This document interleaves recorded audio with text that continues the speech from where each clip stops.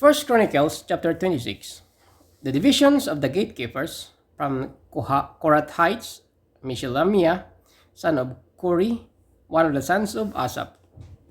Meshelemiah had sons: Zechariah the firstborn, Jedael the second, Jebadiah the third, Jathniel the fourth, Elam the fifth, Johanan the sixth, and Elihoni the seventh.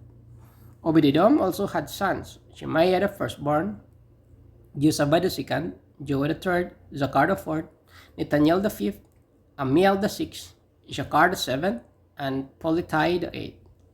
For God had blessed Obededom. Obededom's son Shemaiah also had sons, who were leaders in their father's family, because they were very capable men. The sons of Shemaiah, Othni, Repel, Obed, and Elzabad, his relatives, Elihu and Simakiah, were also able men. All these were descendants of Obededom. They and their sons and their relatives were capable men with the strength to do the work. Descendants of Obededom, 62 in all. Meshelemiah had sons and relatives, who were able men, 18 in all. Husa, the Merarite, had sons: Shimri the first, although he was not the firstborn, his father had appointed him the first; Helkiah the second, Tabaliah the third, and Zechariah the fourth. The sons and relatives of Husa were 13 in all. These divisions of the gatekeepers, through their leaders, had duties for ministering in the temple of the Lord, just as their relatives had. Lots were cast for its gate, according to their families, young and old alike. For lot to the east gate fell to Shelemiah. Then lots were cast for his son Zechariah, a wise counselor, and a lot for the north gate fell to him. The lot for the south gate fell on Obededom, and the lot for the storehouse fell to his sons. The lots for the west gate and the Shaliketh gate on the upper road fell on Shupim and Husa.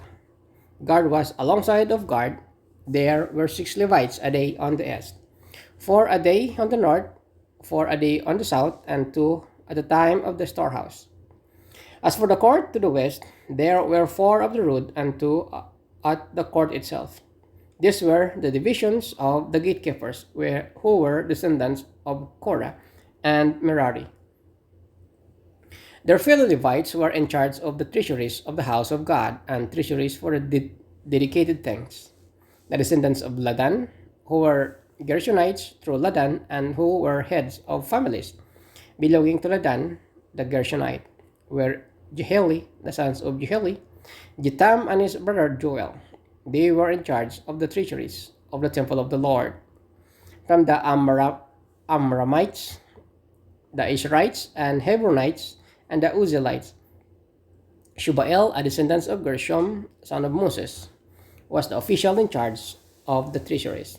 His relatives through Eleazar, Rehabah his son, Jesheha his son, Joram his son, Zikri his son, and Shelomith his son. Shelomith and his relatives were in charge of all the treasuries of the things dedicated by the King David. By the heads of the families, who were the commanders of thousands and commanders of hundreds, and by the other army commanders.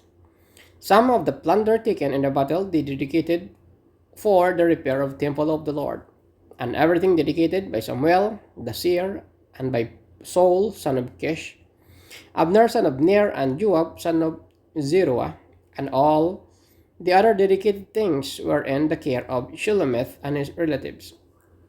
From the Isherites, Kenaniah and his sons were assigned duties away from the temple as officials and judges over Israel.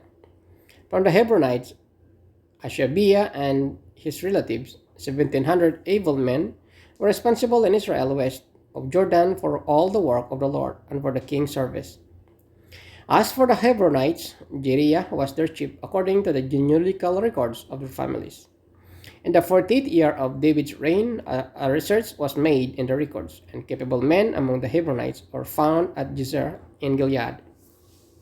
Jeriah had 2,700 relatives, or able men and heads of families, King David put them in charge of the Reubenites and Gadites and the half tribe of Manasseh for every matter pertaining to God and for the affairs of the king.